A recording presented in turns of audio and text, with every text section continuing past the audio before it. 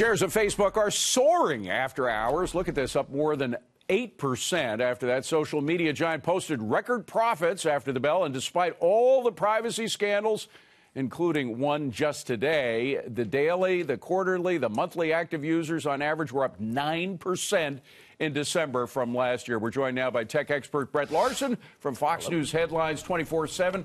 Brett, the incredible thing is that investors are just shrugging off all these privacy concerns and the daily scandals, right? They don't seem to be bothered by this one bit, and it seems as though neither are the people using Facebook when they hear about these things. Just today, TechCrunch did this great piece. They dropped the news, and Facebook immediately pulled an app off the Apple App Store because it wasn't spying on kids. It was with their permission, tracking literally every single thing they did on their smartphone.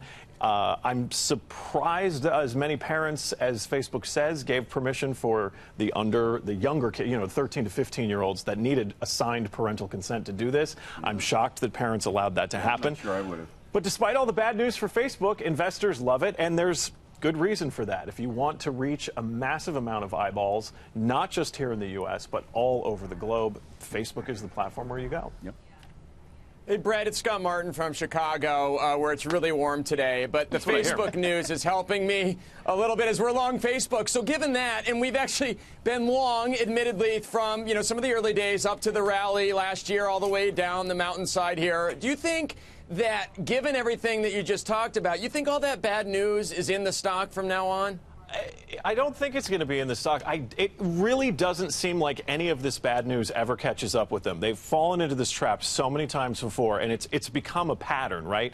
Something goes wrong. They do whatever they want, for starters, because they're gigantic, and they can do that. They put out whatever kind of apps they want. They invade your privacy any way that they want to do it. They allow other companies to invade your privacy any way they want to do it. And when it comes out in public, they step back and go, oh, man, we're sorry. We didn't mean to do that. And nobody cares. People sign onto Facebook the next morning, the stock goes up the next day, and then they post their earnings. So clearly no one cares what Facebook does. And it's terrifying when you really think about it. But from a regulatory perspective, Senator Josh Hawley, who's the new freshman senator from Missouri, said that he would actually team up with our favorite person on the show, Alexandria Ocasio-Cortez, for legislation. So there does seem to be a drumbeat in both parties towards regulation. There does seem to be discussion of regulation. But when you talk about regulation and then you go to these congressional hearings where you have Sundar Pichai from Google coming in, you have Mark Zuckerberg coming in, the congressmen, no offense, they have no idea what these people are talking about. So do you want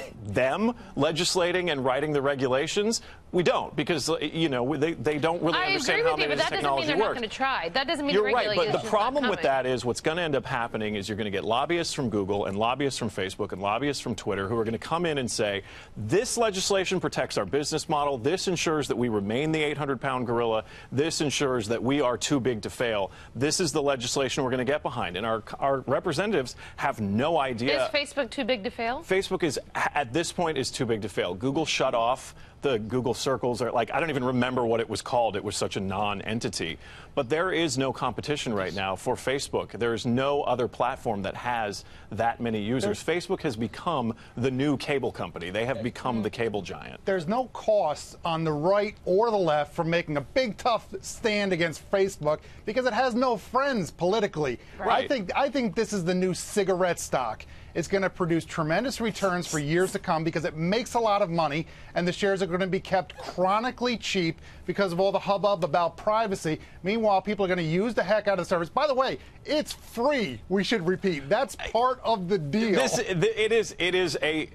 You're not the customer. You're the thing that they are selling. Not, everybody logs in and thinks, oh, this is so great. It's so convenient. It's free, just like Gmail is free. You're the meat. Just like all this other stuff is free. I still think Facebook's going to beat all of this. Number one, there's going to be all these legal technicalities about what they're doing and what it really constitutes and how are you going to prove anything and what does this really mean. My theory on this, and I'm not the tech guy here, you are, is that they have a whole closet full of algorithms ready to go. Oh, you don't like that one? We're going to plug this one in. It's even worse, but now you have to prove that. And again, you have these folks in Congress who barely Right. understand how to operate a computer, much less But we're really s- get to the technicalities of that to prove it's wrong. We're seeing what privacy legislation looks like with GDPR in the European Right. Union. Right. And so far, the way it has been dealt with is the companies say, we're just going to do whatever we want because every once in a while we're going to get fined because when we have 2 billion users worldwide, we can't exactly monitor every little tiny thing that we're supposed to do. So every once in a while we're going to get a $5 million So what's the fine. nuclear option for legislators? Say you do that again, it's a $30 billion